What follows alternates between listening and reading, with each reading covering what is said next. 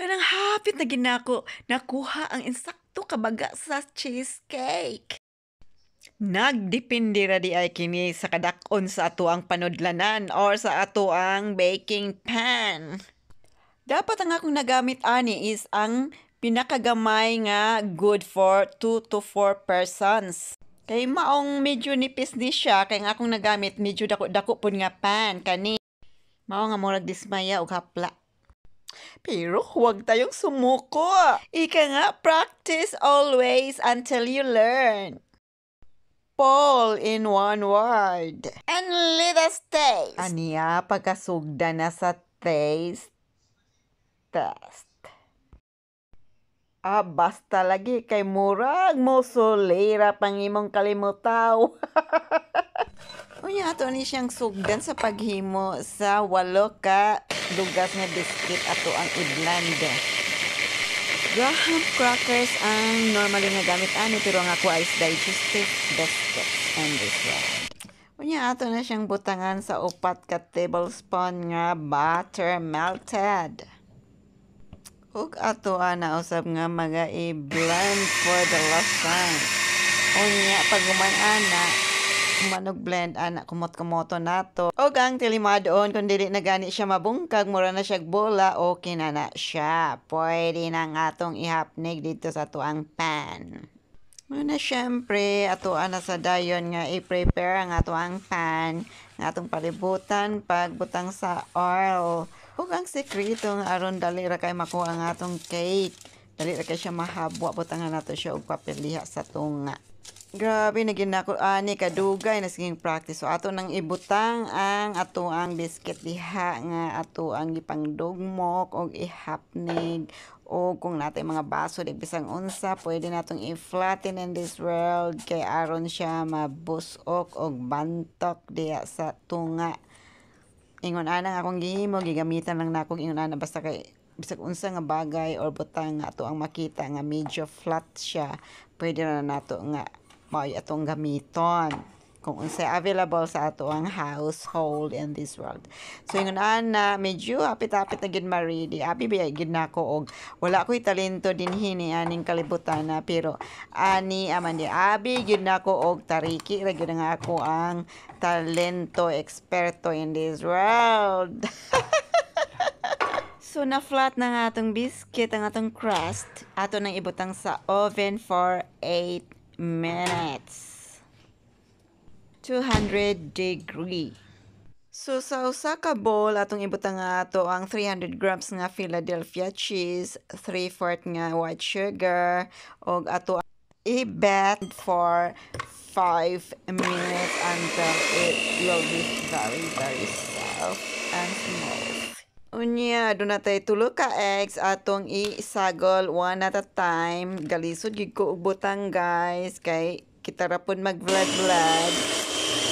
Inix na po nato paghuman sa usa ka egg hunong dugang na po og kaduang egg hunong na sad hangtod maun man nagbutang atong ikatulo nga egg. Og continue nga atong patuyok-tuyok bit until soft and smooth. Don't forget to scrape the side of the bowl and add 1/4 of sour cream or French 30% cream entier plus 1 tablespoon of vanilla extract. Nga ato anang i-wrap ang ato ang pan kay to protect the water to come inside. Aron di gid siya masudlan sa sulod guys pero at the end nabutangan gid siya sa sulod so murag dili gid perfect nga akong pagluto sa cake karong mga higayuna.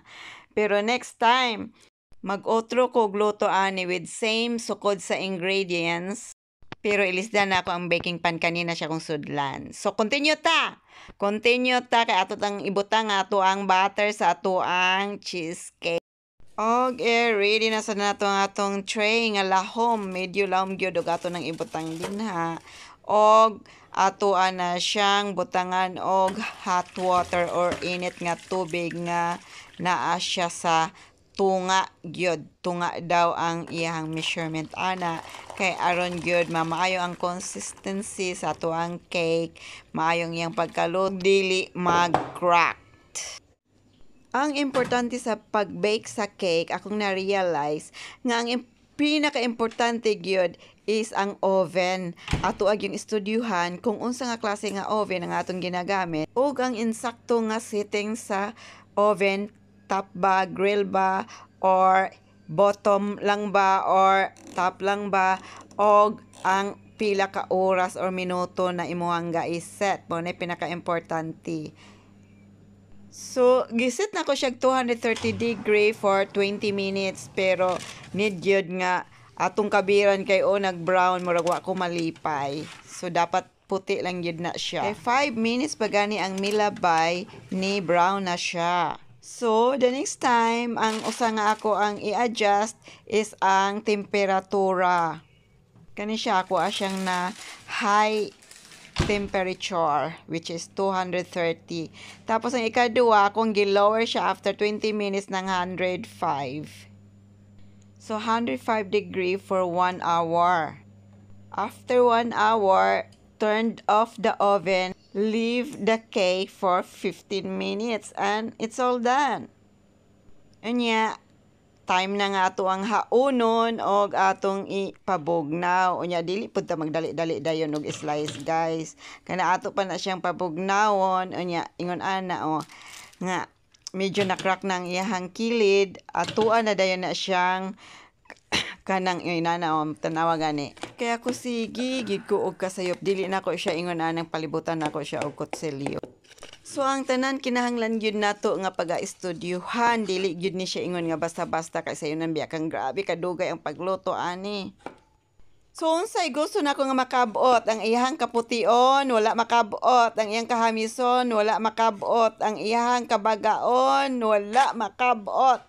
So ang tanan mo na giingon better luck next time kay atuan na lang kining pagautrohon, same sa ingredients pero pagautrohon ang temperatura, ang oras og ang iyahang baking pan. Atong ilisdan og gamay nga baking pan. Good for 2 to 4 persons lang ni siya aron medyo makuha gid nato ang iyahang texture, ang iyang kabagaon, ang iyang kapution, og ang iyahang kahamison. Ingon ana lang na. Ang akong na-realize karon adlaw sa ako ang pag-bake. Og ang pinakasekreto is ang with love. So dapat na dayon nato abrihan pag human gyud nato palibutan atong kutsilyo, guys. Ako mang abrihan daan ana subuak dayon ritso ang akong cake. Nyati din ingon ana mo na ingon ana. Gwapo na unta kaayo siya pero ang kakapal dili pa gyud siya normal. Anyway, ato na siyang pag-slice on. Ang ato dang gamiton ani dapat na kutsilyo ay init pag may slice ta kay aron dili siya mo cracked. Kadagan bagyag kayo nga lingas ani nga kalihukan. Oo, ato nang pag-slice on. O karon nga ato sa mga mapatilaw ang upan nga nangandoy pod nga mukaon og cheesecake. Kay siya mangyoy sige gyud og tuklod nako nga maghimo gyud kuno kog insakto nga cheesecake in this world. Good. Excellent. It's very good, huh? Good.